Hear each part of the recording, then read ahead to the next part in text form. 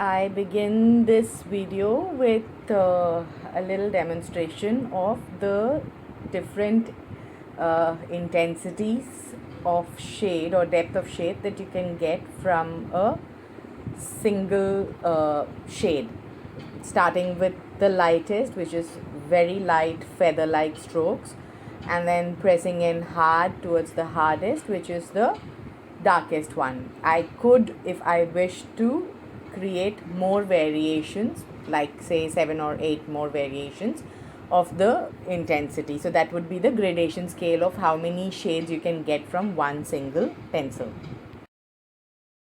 The first triangular patch that I have shown is what my student did, and here she started off with a darker shade in the beginning itself, which makes it hard for her to rectify or make any changes or add any lighter colors.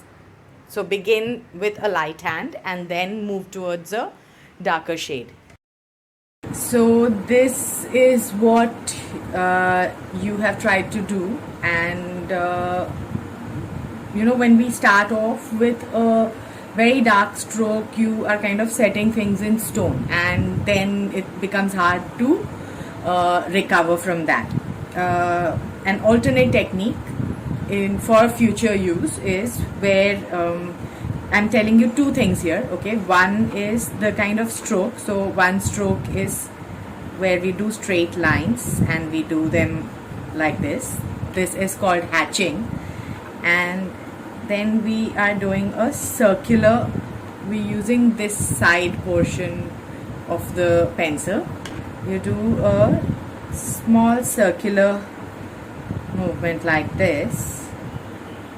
It's almost like a cloud-like formation. Now this becomes easier to blend, it becomes easier to mix, and what I did here is I went and did slightly darker shades of green, then I went into the circular movement here, okay, like a cloud-like movement, and I'm building layers one on top of each other. I made it light and then I'm making it a little bit darker towards the edges.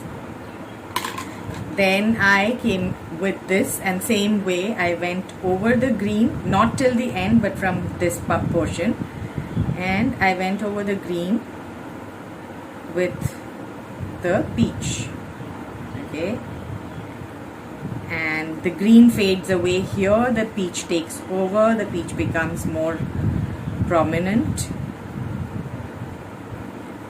and here I go a little bit more intense with the peach because I want the peach to be more pronounced here. Now I can either leave it as is, use your fingertip or a cotton bud just to smudge it a little bit more with your fingers like this, okay. So it just helps to even the things out. You can use a cotton bud also, or you can get a blending pastel stick which is available in the stores. Fingers are good too, and I don't have anything handy right at this moment and I don't want to get up, so I'm just doing it with my finger. Now I can leave it as it is. If you see, it looks fairly blended and even already. Maybe just a little bit more of circular peach here.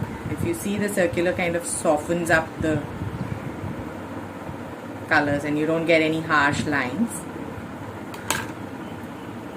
And then blend it once more.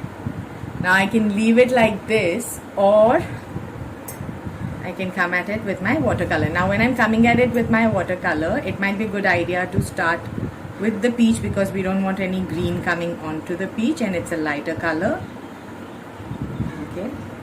And then even the blending I do in slightly circular strokes. So keep washing your brush so that you don't get any green onto the peach. Now what you're doing is, when you're washing it out with the brush towards the outside, the borders get really dark. Okay. Which is exactly what we want for this particular style.